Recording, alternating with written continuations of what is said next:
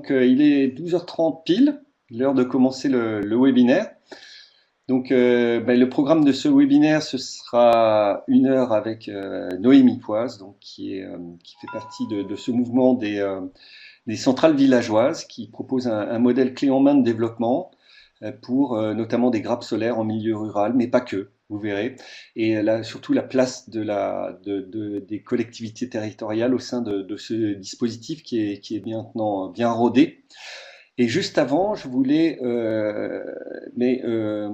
que Emmanuel Poncet, donc, qui est à la tête de la e-communauté transition énergétique, nous fasse un petit point donc sur les formations à venir au sein du CNFPT. Oui, bonjour à tous, merci Julien. Alors effectivement, vous apportez un focus sur l'offre de formation du CNFPT qui concerne la thématique qui sera traitée à travers le webinaire d'aujourd'hui, qui a déjà été traitée, on va dire, à travers les webinaires du second semestre 2017. Donc la thématique, on va dire, du développement des énergies renouvelables avec tous les acteurs du territoire.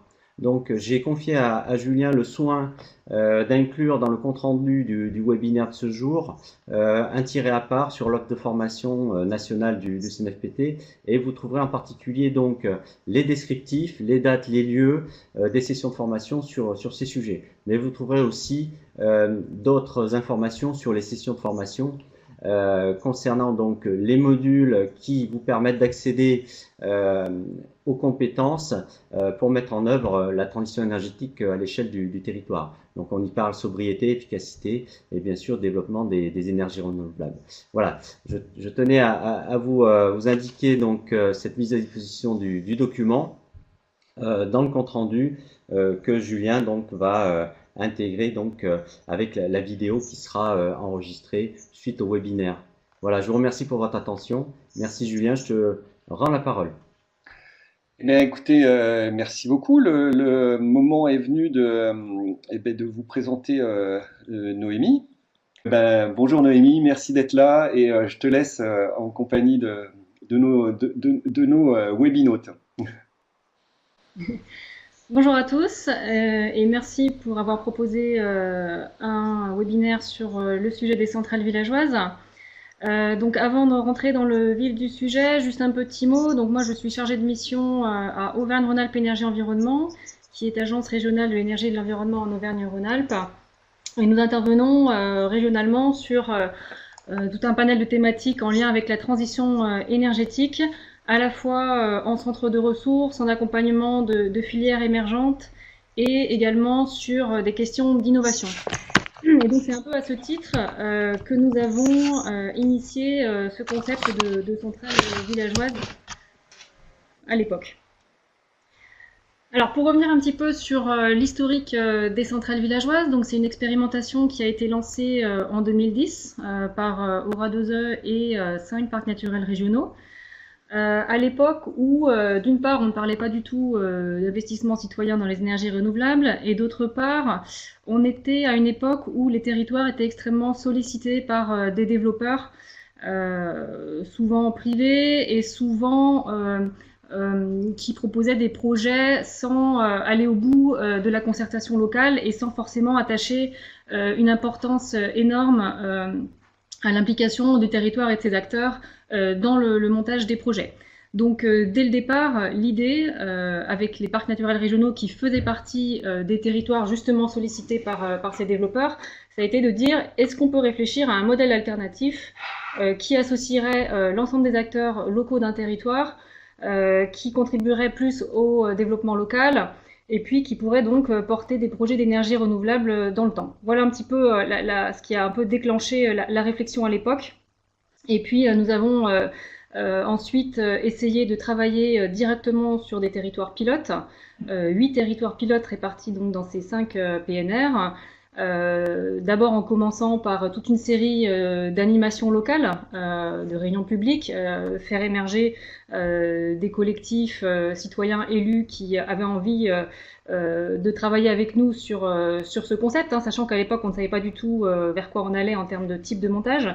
Et puis progressivement on a mis en place un modèle à la fois juridiques, financiers, techniques. On a accompagné des études techniques sur les territoires et fait émerger progressivement ce concept de centrale villageoise qui donc peut se résumer comme le fait de constituer à l'échelle d'un territoire donné une société locale qui va associer l'ensemble des acteurs, citoyens, collectivités, entreprises, pour produire des énergies renouvelables et intervenir sur la maîtrise de l'énergie dans le temps.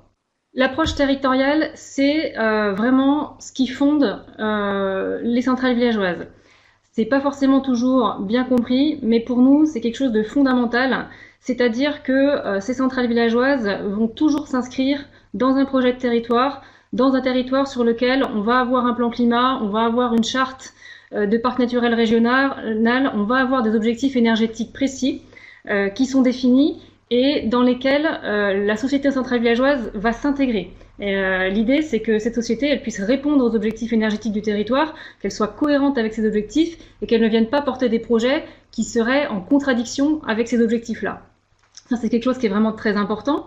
Et puis, derrière, c'est vraiment essayer de mener une approche très intégrée en entrant par la question de l'énergie, des énergies renouvelables et en associant un ensemble d'acteurs, mais avec un objectif de croiser différents enjeux de territoire, que ce soit des enjeux paysagers. On a beaucoup travaillé sur la question du paysage avec les parcs naturels régionaux, sur comment est-ce que justement les équipements pouvaient s'intégrer à la fois dans le paysage et dans l'architecture, mais aussi en croisant des enjeux économiques, éducatifs, sociaux, comment ces projets de centrales villageoises peuvent contribuer au développement local, à la pédagogie avec, par exemple, les enfants des villages, au renforcement des liens sociaux. Donc ça, c'est quelque chose aussi qu'on souhaite vraiment défendre, le fait que ces centrales villageoises ont un rôle vraiment complet à jouer sur les territoires. Et le territoire d'intervention, donc qui est composé de plusieurs communes, est défini statutairement dans les sociétés locales. Donc une société centrale villageoise, dans ses statuts, elle indique la liste des communes sur lesquelles elle a l'intention de porter des projets. Et l'objectif, bien entendu, c'est de ne pas avoir une approche, on va dire, opportuniste en disant on va aller investir 100 km plus loin parce qu'il y a plus de soleil, alors que ça ne correspond pas au territoire de départ. Alors ensuite, on a un peu plus cadré cette approche par la mise en place d'une charte des centrales villageoises. Donc ces sociétés locales, elles intègrent une pluralité d'acteurs, mais elles sont elles sont majoritairement à gouvernance citoyenne. Le lien aux collectivités locales est indispensable. On n'a pas de centrale villageoise qui est exclusivement constituée de collectifs citoyens qui n'auraient pas fait le lien avec les collectivités locales. Et pour nous, enfin, ça rejoint un peu ce que je viens de dire, cette approche-là est fondamentale. Le respect du patrimoine naturel et bâti, donc dans l'idée de dire qu'on va s'intégrer dans le paysage local. Le partage des retombées économiques, ça aussi c'est des choses qui sont un petit peu encadrées statutairement, donc le fait qu'on va essayer de redistribuer les richesses générées sur le maximum d'actionnaires. La contribution au développement local, donc c'est le fait que les sociétés vont privilégier des entreprises d'installation, de pose, de terrassement très locales. Et puis un autre aspect qui est très important dans cette charte, c'est la démarche de qualité, c'est-à-dire la volonté d'afficher une recherche de qualité à la fois sur la réalisation des projets, leur exploitation, le fait de valider voilà, d'une façon professionnelle les outils et les services qui sont partagés, ça c'est extrêmement très important. Et puis dernier aspect, on fonctionne en réseau dans les centrales villageoises, je vais vous le présenter juste après. Et donc l'idée c'est que effectivement il y a une solidarité qui soit mise en place entre les projets plus avancés, moins avancés, et qu'on partage du retour d'expérience entre nous. Bon, ça je passe rapidement parce que c'est un schéma qui est pas forcément très juste. C'était juste pour expliquer que voilà, au départ on a fonctionné avec une ingénierie qui était portée au niveau d'Aura 2E, mais il y a bien sûr beaucoup de partenaires qui ne sont pas affichés sur ce modèle, mais qui sont très présents dans le modèle. Et ce diaporama sert aussi à vous dire que ce réseau des centrales villageoises est en train de se constituer sous format d'association nationale. J'y reviendrai par la suite.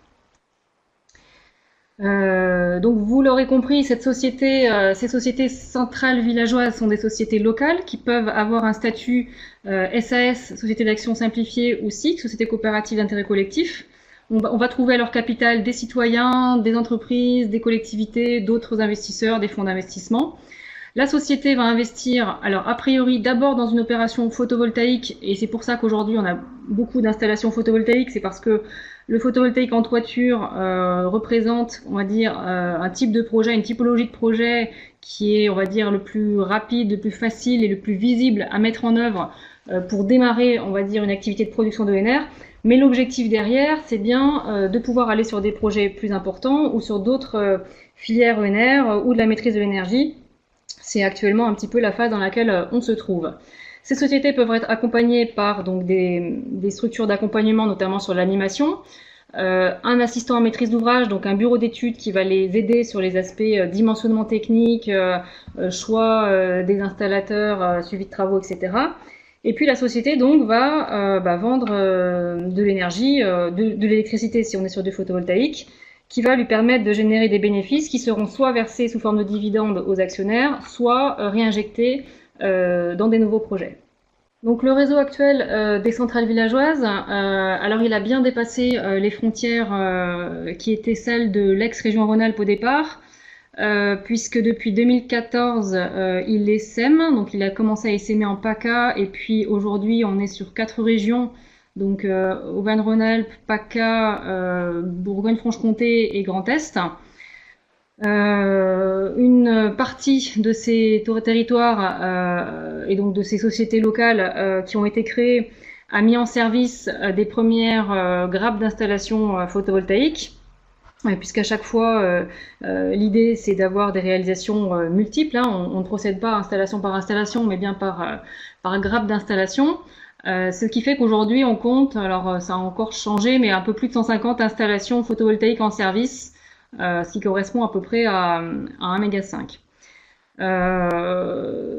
Voilà pour le réseau actuel. Il y a c'est un réseau qui se réunit une fois par an dans un comité de pilotage. Comme je vous l'ai dit, il est en train de constituer une association nationale puisque jusqu'à présent nous coordonnions ce réseau, mais vu qu'il prend une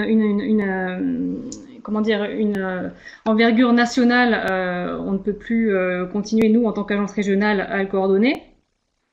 Et puis donc il repose sur une série d'outils et de services mutualisés que je vais détailler un petit peu.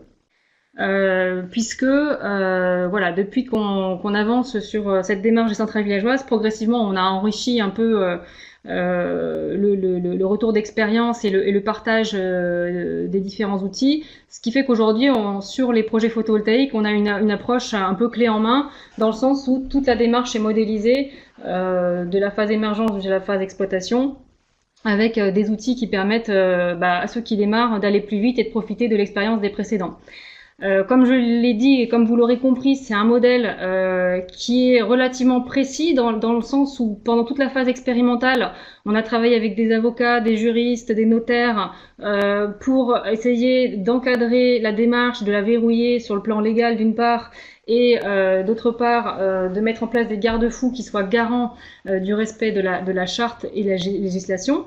Mais en même temps, on ne souhaite pas rester sur un modèle qui soit rigide, et donc on a de la souplesse pour, d'une part, adapter ce modèle localement. Chaque société locale s'approprie les documents types et puis se les adapte, mais aussi pour évoluer en fonction de l'évolution de la réglementation, des changements de contexte réglementaires et autres. Donc c'est un modèle qui n'est pas figé à l'instant T et qui a vocation à évoluer au fur et à mesure.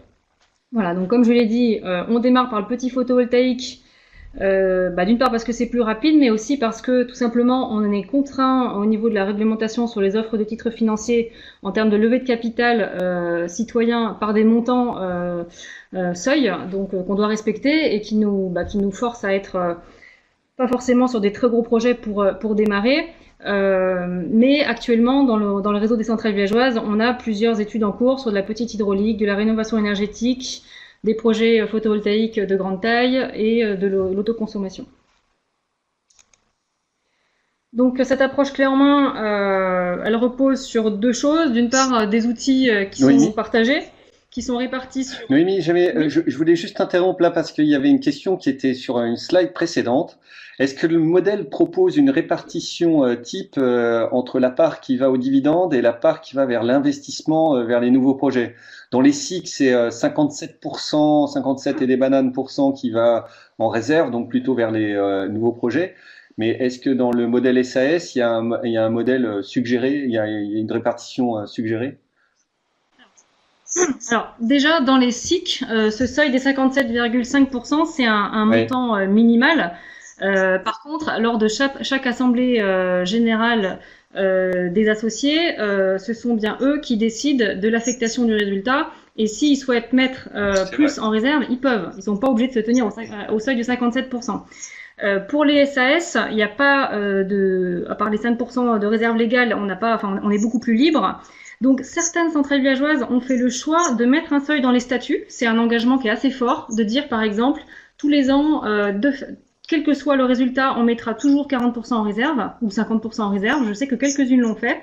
Et puis sinon les autres, eh bien, elles font comme toute société commerciale, c'est-à-dire que elles laissent à l'assemblée générale des actionnaires le soin de décider chaque année de la part qui va en réserve, de la part qui va en distribution Ok, de dividendes. merci beaucoup. Je te laisse poursuivre. Donc pour revenir sur cette approche clé en main, donc les outils sont répartis par phase, émergence, animation, développement, réalisation, exploitation, répartis par thème. Non, pas bouger, ça. Je suis sur le diapo, voilà. Euh, Répartis par thème, donc sur les aspects techniques, financiers, juridiques, communication, base de données partagées.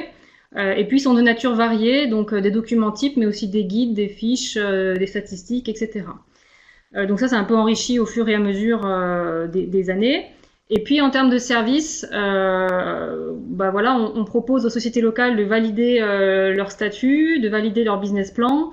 On a négocié une police d'assurance commune à l'ensemble des sociétés locales. On partage aussi des services de comptabilité, de monitoring, etc. Donc voilà, enfin ça c'est pour montrer que comment dire, on essaye d'avoir un ensemble de services et d'outils qui facilitent les projets, qui leur permettent de démarrer, d'aller plus vite, mais tout en gardant de la souplesse pour être adapté localement et puis pour évoluer en fonction des contextes. Alors une bonne partie de ces outils, notamment sur toutes les phases émergence animation, une partie du développement, est en ligne sur le site internet. Il est possible qu'on augmente cette mise à disposition pour faciliter encore la mise en place des nouveaux projets. Donc je vous invite à consulter le site centralevillageoise.fr. Il y a une rubrique boîte à outils, vous verrez, qui est relativement fournie et qui développe un petit peu notamment chacune des phases d'un projet type. Voilà. Alors pour un projet photovoltaïque, on a un petit peu voilà modélisé les étapes. Donc on a une première phase d'émergence que je vais détailler hein, puisque c'était une des demandes de ce webinaire. Une phase, on va dire, d'animation pendant laquelle le collectif qui va émerger sur le territoire va travailler d'une part à l'émergence, à la mise en place d'un premier projet photovoltaïque en sectionnant les toitures, en regardant, en triant ces toitures pour voir lesquelles sont les plus propices à un projet photovoltaïque. D'autre part, va travailler sur la constitution de la société locale et l'émergence, la capitalisation de cette société progressive. Ensuite, il y a une phase de développement, la capitalisation de la société locale d'une part et d'autre part les études techniques qui sont menées par un bureau d'études assistant à maîtrise d'ouvrage. Études techniques donc sur la faisabilité technico-économique du photovoltaïque, les études structure sur les charpentes, les études de raccordement.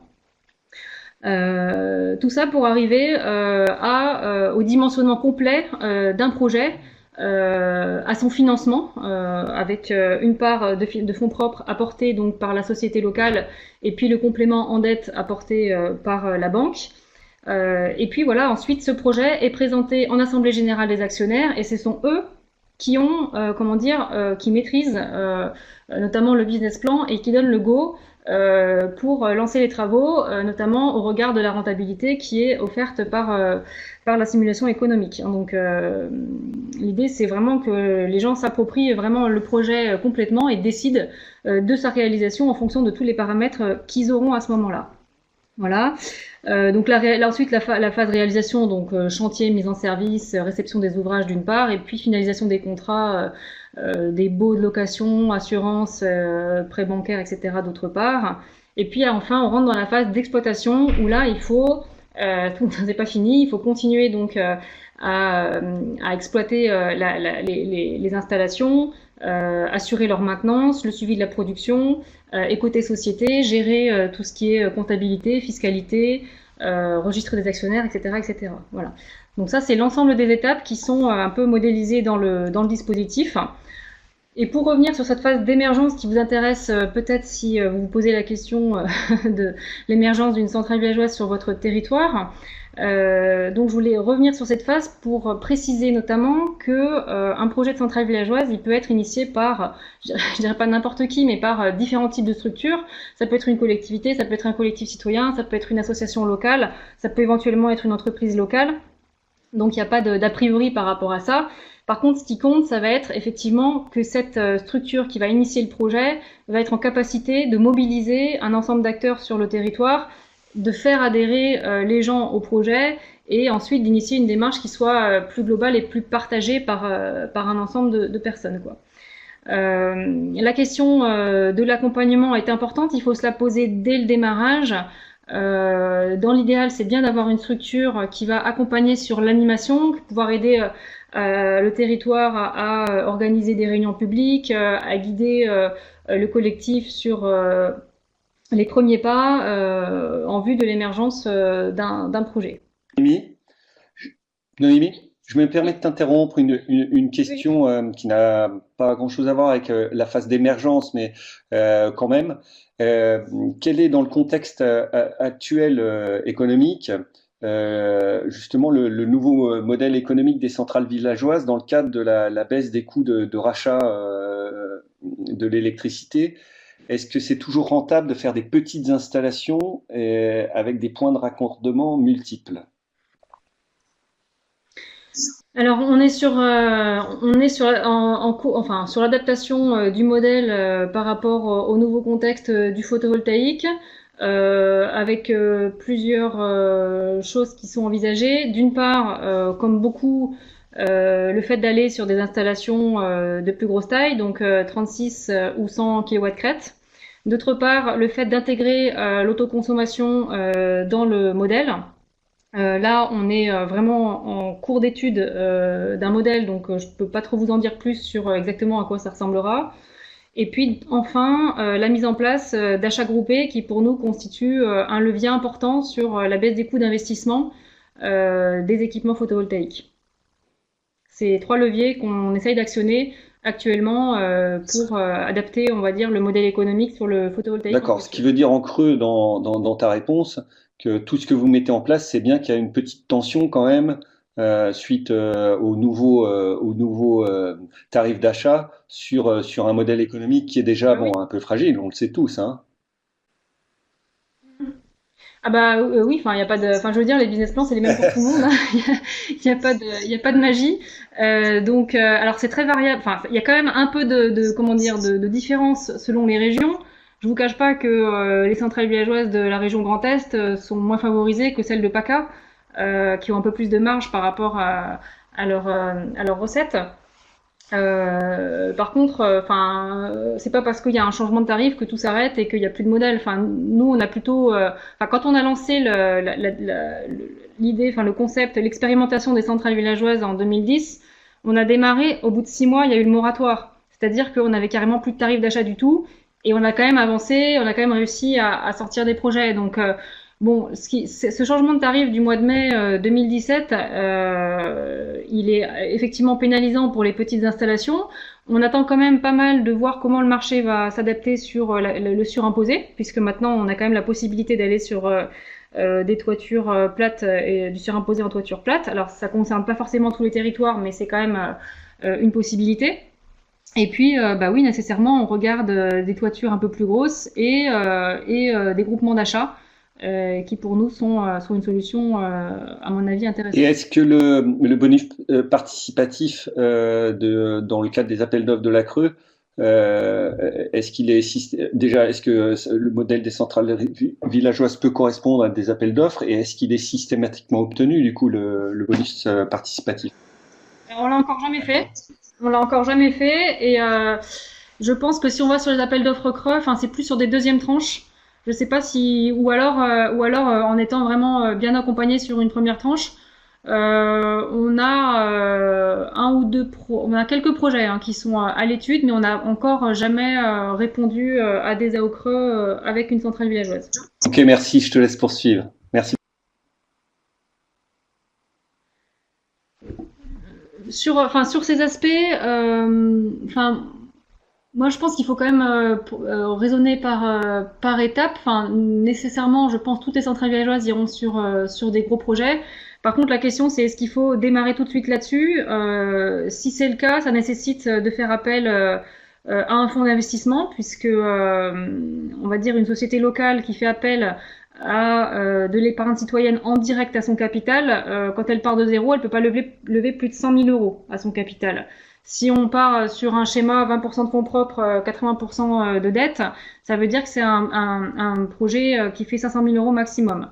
Donc après, on peut faire appel à Énergie Partagée, à Oser, par exemple, fonds d'investissement en Auvergne-Rhône-Alpes, pour aller sur des projets plus gros. Mais voilà, ça nécessite aussi d'adapter, on va dire, la structure de financement, quoi. Et donc voilà, l'idée c'est quand même d'essayer de démarrer sur du tarif d'achat pour ensuite être plus à l'aise pour monter des projets plus gros. Et c'est actuellement, enfin, ce que font certaines sociétés centrales villageoises qui ont déjà des premières tranches photovoltaïques en fonctionnement. Donc si je reviens à la phase d'émergence, voilà, enfin nous quand un territoire nous dit oh, ça nous intéresse les centrales villageoises, etc. Comment on s'y prend pour démarrer? On a plutôt tendance à leur dire, bah, essayez déjà de bien comprendre comment se situe ce modèle par rapport à l'ensemble comment dire, des formules qui permettent d'impliquer les citoyens et les collectivités dans les projets. Et on ne souhaite pas du tout forcer un projet de centrale villageoise là où il n'y a pas, comment dire, une volonté suffisante ou voilà, une appétence suffisante pour ce type de modèle-là. Donc l'idée, c'est de bien réexpliquer que et là-dessus, vous trouverez des diaporamas sur le site internet. Il existe plusieurs façons d'impliquer les citoyens et les collectivités dans les projets. Ça peut se faire tout simplement sur la dette, hein, par exemple via des plateformes de crowdfunding. Ça peut se faire en capital, de façon directe ou indirecte. Et nous, les centrales villageoises, on va être un petit peu voilà, à l'extrémité du curseur où les citoyens ils sont impliqués financièrement, mais aussi lourdement dans la gouvernance, dans le sens où c'est une gouvernance majoritairement citoyenne, avec un pilotage citoyen, et donc avec une implication assez forte du collectif sur le développement du projet. Hein. Donc en termes d'implication aussi en temps, c'est quelque chose qui est significatif. Donc on veut que tout ça soit bien compris avant de démarrer. Et puis que cette spécificité des centrales, notamment cette approche territoriale, soit bien acquise, ainsi que l'ensemble des points de la charte que je vous ai présentés. Voilà. Et puis une fois que ça, on va dire, c'est partagé. L'idée, c'est qu'il y a effectivement une concertation locale qui se mette en place, que les élus soient rencontrés, des réunions publiques, enfin voilà, l'ensemble des acteurs un petit peu soient concertés. Dans l'idée de dire, on ne crée pas un projet citoyen avec un groupe de 10 citoyens qui est moteur. Hein. C'est vraiment essayer de faire percoler ce modèle sur un territoire et de voir si ça prend. Parce que disons que voilà, si derrière il n'y a personne, ça ne fonctionnera pas. Donc pour cette phase d'émergence, je vous l'ai dit, hein, il y a un certain nombre de supports de présentation qui sont en ligne sur le site. La présentation des différents montages participatifs, la présentation du modèle des centrales villageoises, une plaquette de présentation des centrales villageoises, des modèles d'affiches, des guides d'aide aux réunions publiques. Il y a une FAQ aussi qui est assez complète. Des films qu'on peut mettre à disposition si vous souhaitez en passer lors des réunions publiques. C'est souvent une bonne accroche, hein, une bonne façon de... si on n'a pas un témoignage vivant, on va dire, d'une personne de centrale villageoise, ça peut être bien de les faire intervenir via ces petits films.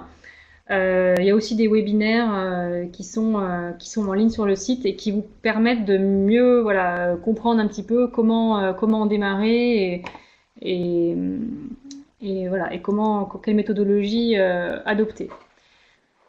Voilà. Et puis donc à la fin de cette phase d'émergence où on a donc réussi à voilà entraîner du monde dans le projet, on y voit plus clair sur comment est-ce que le projet va pouvoir être accompagné, est-ce qu'on a un financement notamment pour faire de l'accompagnement, soit à l'animation, soit pour le bureau d'études assistant maîtrise d'ouvrage. Hein, c'est un vrai sujet, le fait de réussir à financer cette phase de développement au démarrage quand on part de zéro.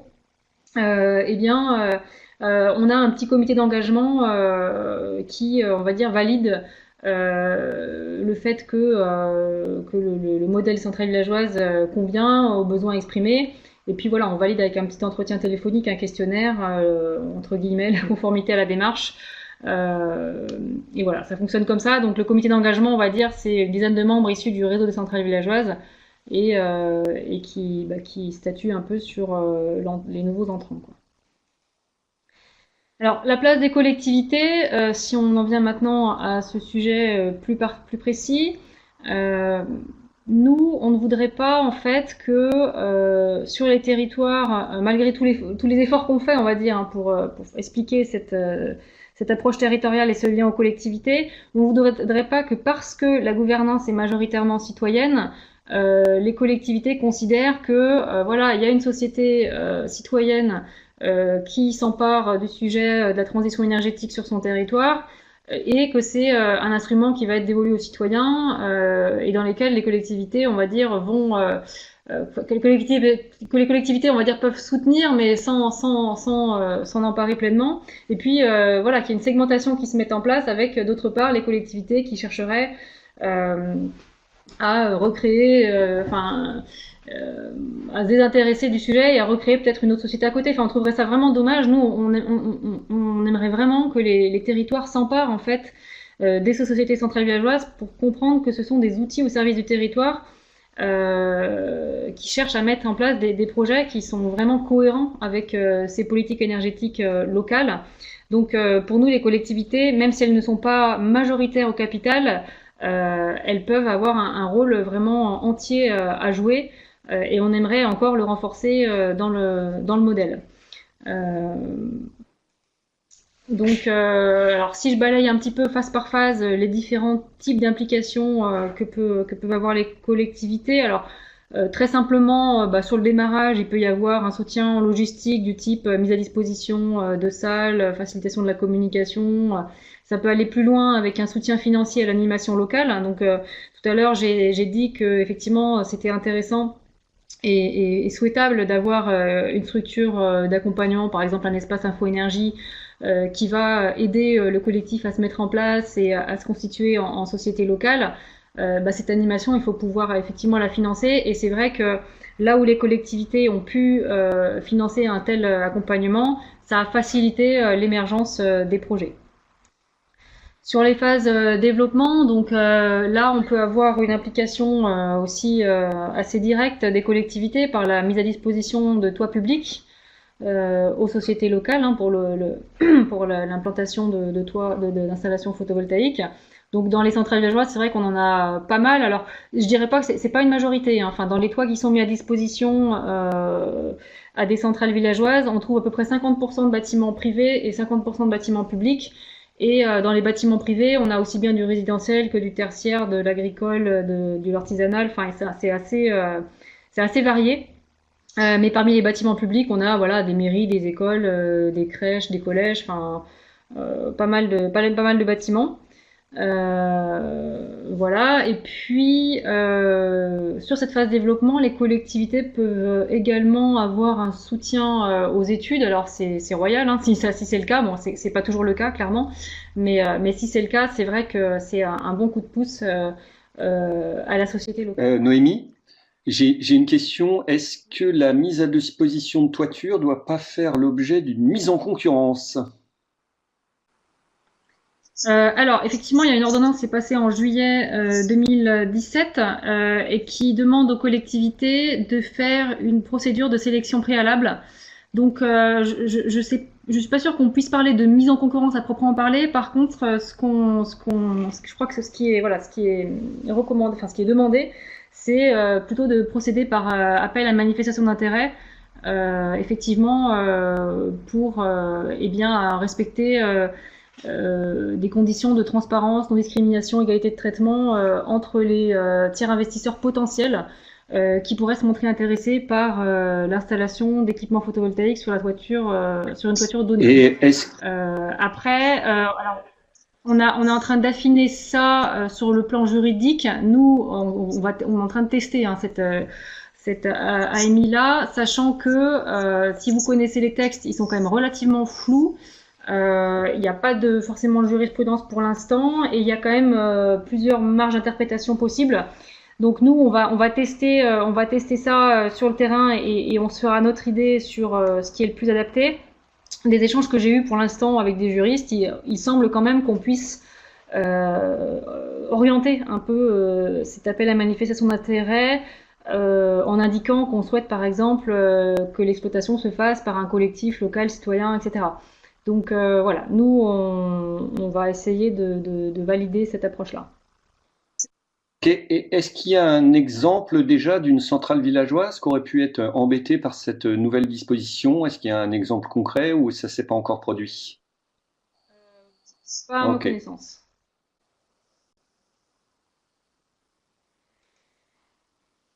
Sur la phase réalisation, donc enfin fin de développement réalisation, donc il y a également la possibilité pour les collectivités de prendre des parts de capital dans les sociétés centrales villageoises. Alors vous savez sans doute que dans les SIC, les collectivités peuvent aller jusqu'à 50% du capital. C'est le cas aussi dans les SAS depuis la loi sur la transition énergétique.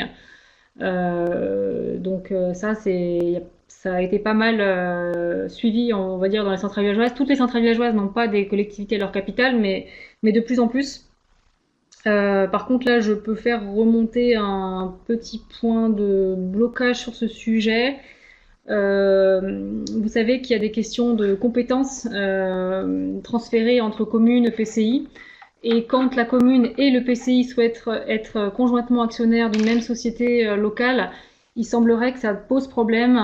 Et on a le cas de certaines préfectures qui ont rejeté l'une ou l'autre de ces souscriptions au motif que la compétence à production d'énergie avait été transférée ou du moins que les deux collectivités n'avaient pas simultanément la même compétence et donc ne pouvaient pas être actionnaires conjointement de la même société. Alors ça paraît un peu pas contradictoire mais paradoxal par rapport on va dire aux objectifs de la loi sur la transition énergétique qui au contraire enfin cherche à rendre possible la participation des collectivités au capital des sociétés privées qui interviennent dans les énergies renouvelables et notamment pour les collectivités dont les projets sont sur le territoire. Donc nous, on espère que ce sujet-là va se décanter et que toutes les collectivités d'un même territoire pourront prendre des parts de capital dans la société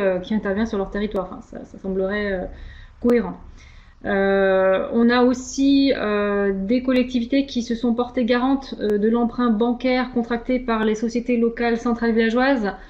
C'est un cas qui est relativement peu fréquent maintenant, puisque on va dire que les banques maintenant connaissent notre montage économique et n'ont pas du tout la frilosité initiale. Au contraire, on est plutôt bien suivi.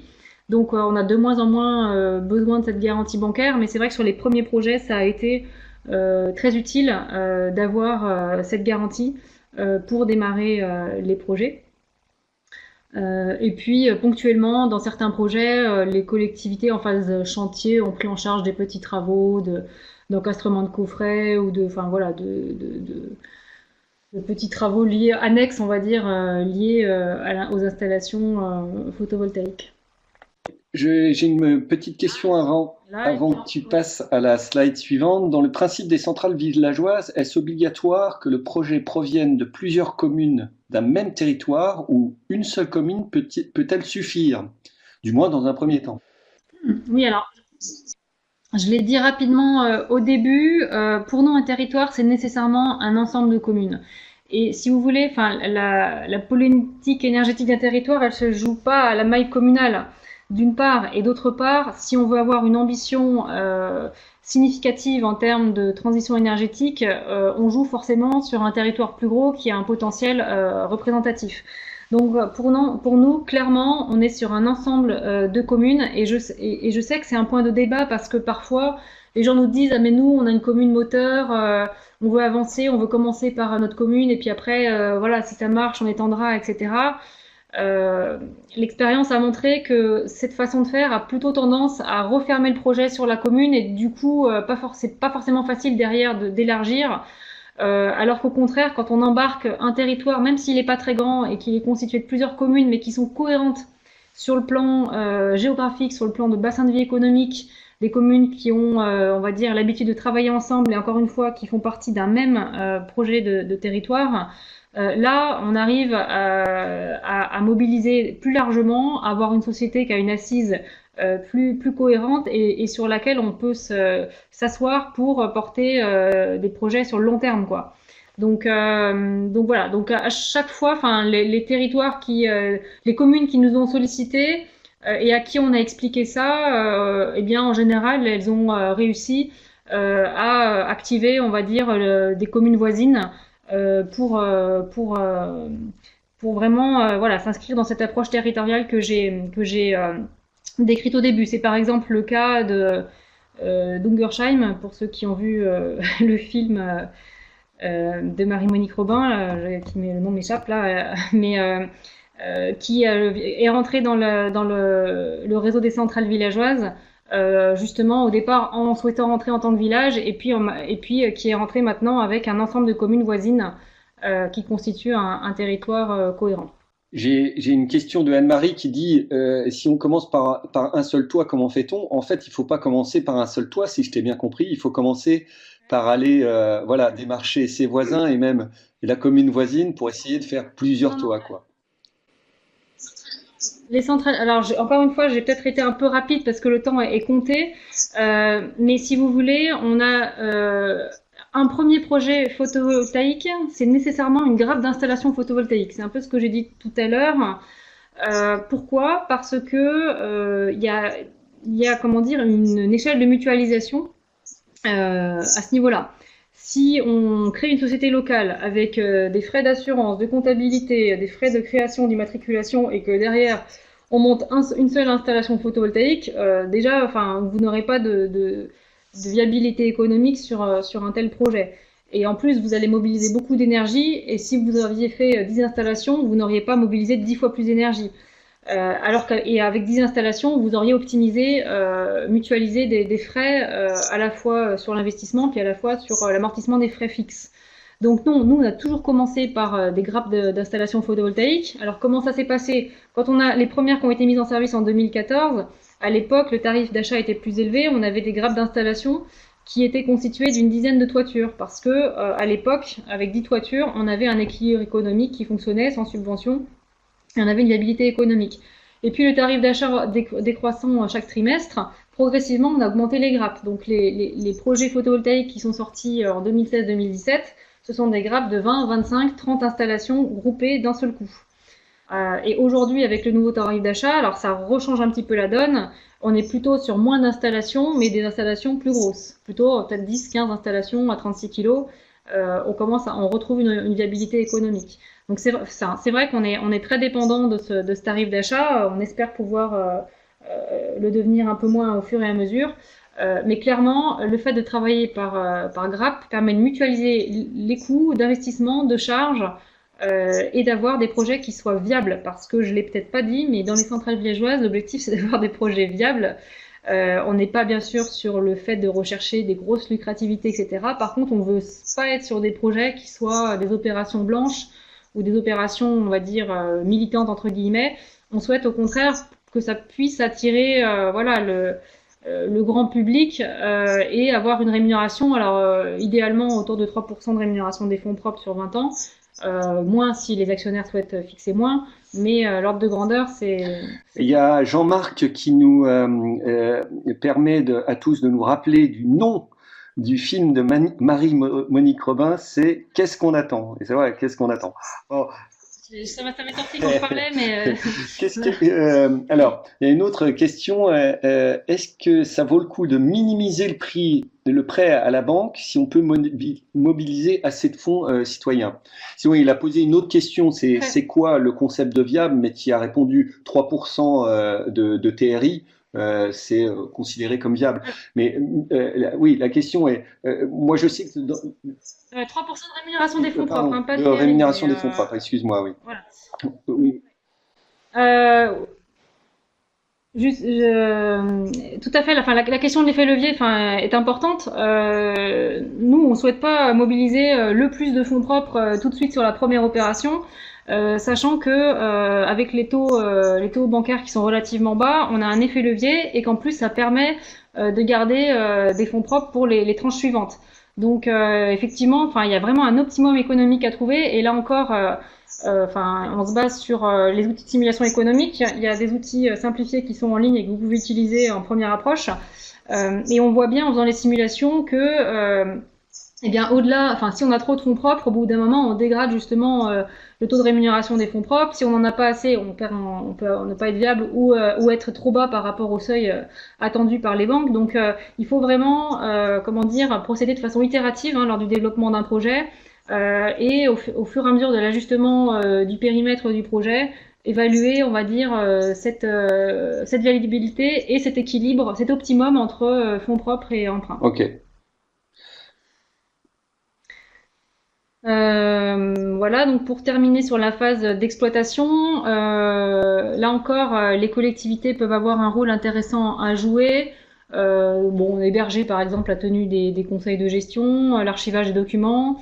Et puis si la collectivité est actionnaire, ce qui est important, c'est effectivement d'avoir des relais locaux pour la maintenance.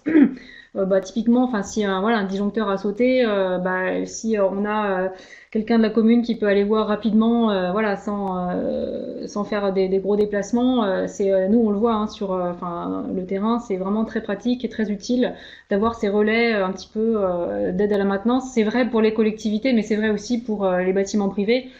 C'est utile d'avoir quelqu'un qui peut intervenir rapidement, éventuellement relever aussi les compteurs lors de la facturation de la vente d'électricité. Voilà, j'ai terminé. Alors j'ai mis deux exemples, c'est un peu deux exemples historiques, donc c'est pas vraiment pas les plus récents et donc c'est les deux premiers quasiment à avoir été mis en service. Donc c'était des petits projets, mais voilà, c'est des projets un peu voilà un peu symboliques. SAS Centrale Villageoise de la région de Condrieu, c'est la société centrale villageoise qui a été la première à mettre en service des installations photovoltaïques en août 2014, qui fonctionne avec 166 actionnaires sur un projet d'un peu moins de 80 kW de crête répartis sur 8 toitures. Et puis la SIC SAS Centrale Villageoise du Val d'Erieux, qui a été la première SIC SAS de France, puisque c'est un statut qui a été introduit par la loi Hamon, les SIC SAS, et qui est une société qui vraiment là réunit en son capital 50% de citoyens, je sais plus, 25% de collectivités, et puis le reste en entreprise. Donc on est vraiment sur le multi-sociétariat propre à la SIC. Et aujourd'hui, cette SIC, donc, qui exploitait 94 kW de crête, est en train en phase travaux de sa deuxième tranche d'une dizaine de toitures supplémentaires. Voilà. Mais je vous invite à aller sur le site des centrales villageoises. Il y a un onglet par territoire. Donc vous pouvez voir l'état d'avancement de chaque territoire. Donc c'est très hétéroclite, puisqu'il y en a qui viennent de rentrer dans le réseau, ils n'ont pas encore démarré, et puis il y en a qui en sont déjà à la deuxième, voire la troisième tranche. Donc les résultats varient en fonction un peu de l'ancienneté. Voilà, je vous remercie. J'ai fini un petit peu en avance. Ouais. Moi aussi, je voulais vraiment te remercier pour cet exposé à la fois très clair. Bon, c'est bien sûr en une heure, on n'a pas eu le temps de tout voir. Je vois, il y a une question de Anne-Marie hyper précise là sur quel est le tarif d'achat. Oui, elle demande si Enercop doit racheter au même tarif qu'EDF. Oui, Enercop doit racheter au même tarif que EDF, et il peut même racheter plus cher, mais quel est ce tarif? C'est très compliqué. Je sais qu'on avait fait un webinaire avec Espul. Anne-Marie, elle peut aller peut-être sur le site d'Espul, qui est le spécialiste en France de toutes ces questions, qui est Oui, extrêmement tout à fait. compliqué de répondre. Photovoltaïque.info, il y a effectivement toutes les informations qui vont bien sur ce site. Sinon, nous, dans la rubrique actualité du site des centrales villageoises, on publie les tarifs tous les trimestres. Donc, vous verrez tout de suite comment ça marche, par classe de puissance, type d'intégration. C'est un tarif qui décroît tous les trimestres. Et effectivement, depuis pas longtemps, Enercop peut acheter l'électricité dans ces mêmes conditions. Donc, on a plusieurs centrales villageoises, effectivement, qui ont basculé leur contrat sur Enercop. Ok. Et une autre question, est-ce qu'un parrainage est possible de la part d'actionnaires dont les centrales fonctionnent? Alors, je suis pas sûre de bien comprendre Moi non plus. ce que signifie le terme parrainage. En tout cas, nous, on a un parrainage dans les centrales villageoises. Je pense que c'est pas ce que la personne demande, mais j'en profite pour en parler. C'est au niveau de l'essaimage en fait des projets. Si vous regardez un peu la carte des projets, c'est vrai qu'on est beaucoup sur la façade est parce que ça essaime un peu par partage d'huile et que les centrales villageoises jouent quand même relativement bien le jeu du réseau et de l'échange d'expérience dans le sens où quand il y a une centrale villageoise sur un territoire, souvent dans un territoire pas trop éloigné, du coup on s'intéresse à ce qui a été fait et il y a parfois un autre projet qui émerge. Et là, c'est quand même relativement pratique d'avoir la centrale villageoise qui vient témoigner, accompagner, parrainer en quelque sorte l'émergence du nouveau projet. Donc, par exemple, si je prends la centrale villageoise Pays d'Aigues, dans le sud du Luberon, ils ont clairement contribué à l'émergence des projets centrales villageoises sur le toit des Alpilles et puis Pays d'Arles, voilà, en venant régulièrement lors de leurs réunions témoigner, expliquer un petit peu comment démarrer. Et ça, nous, on trouve que c'est vraiment, très utile en fait d'avoir un témoignage direct d'un projet voisin qui vient un petit peu, voilà, mettre sur les rails les porteurs de projets qui démarrent, quoi. Est-ce qu'il y a des centrales villageoises qui fusionnent en quelque sorte d'un point de vue capitalistique entre elles? Est-ce que c'est arrivé? Bah, c'est pas très cohérent avec ce que j'ai dit sur l'approche territoriale. Absolument. Voilà, si le territoire est bien défini au départ, normalement, ça doit pas être le cas. D'accord, oui. Alors après, la question le territoire peut évoluer. On a vraiment ce débat, hein, c'est vraiment pas simple de dire quelle est la bonne maille de travail. Et c'est vrai que parfois, on a des territoires qui sont grands.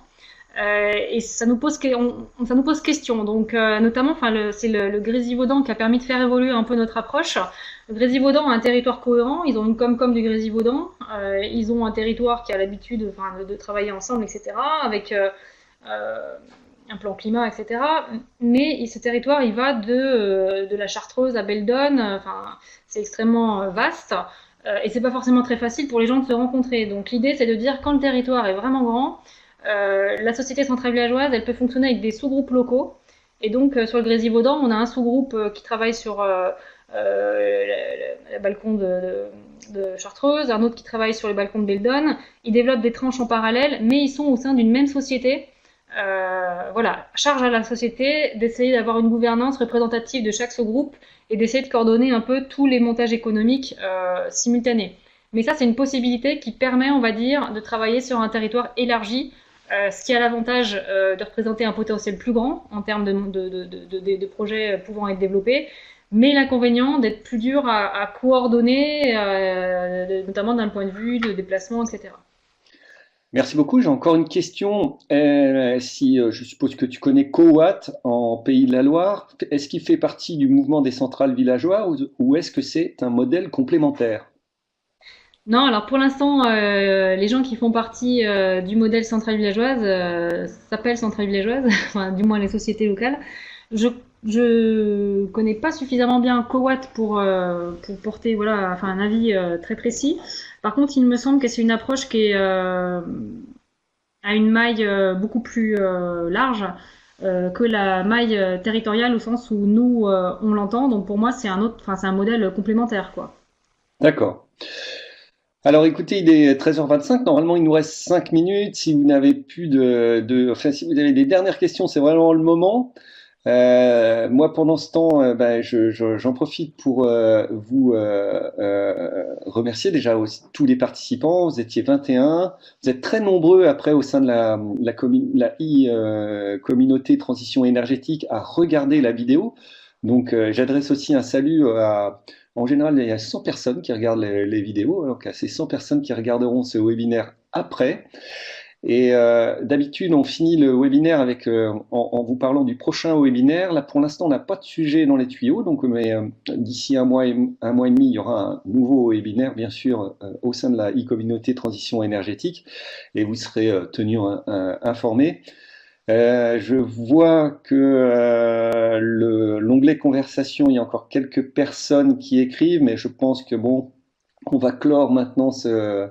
Merci. Pourra-t-on revoir le diapo? Oui, bien sûr, il sera disponible je mettrai le plus tôt possible un compte-rendu de ce webinaire. Et dans le compte-rendu, vous retrouverez la vidéo et tout le document que Noémie a bien voulu nous diffuser aujourd'hui. Donc vous aurez tout ça à disponibilité, c'est dans la rubrique forum de la e-communauté transition énergétique. Encore une fois, Noémie, merci beaucoup. Est-ce que tu prends ça sur ton temps? Je sais que ton temps est compté parce que tu es à U et à Dia avec toutes ces histoires de... Oui, juste si je peux compléter, Julien, donc je vais intervenir aussi au congrès de l'ITF. Je sais Eh pas si oui, ça intéresse certains d'entre vous, mais mi-mai, il y a un congrès de l'ITF à Montpellier et on sera là pour parler des centrales villageoises. d'accord. Donc pour ceux qui veulent poursuivre cette intervention. Donc à tous, merci. À très bientôt. Le courant du mois d'avril, vous aurez un nouveau rendez-vous avec nous. Merci beaucoup. Bon appétit pour ceux qui n'ont pas mangé et à très bientôt. Au Au revoir. revoir.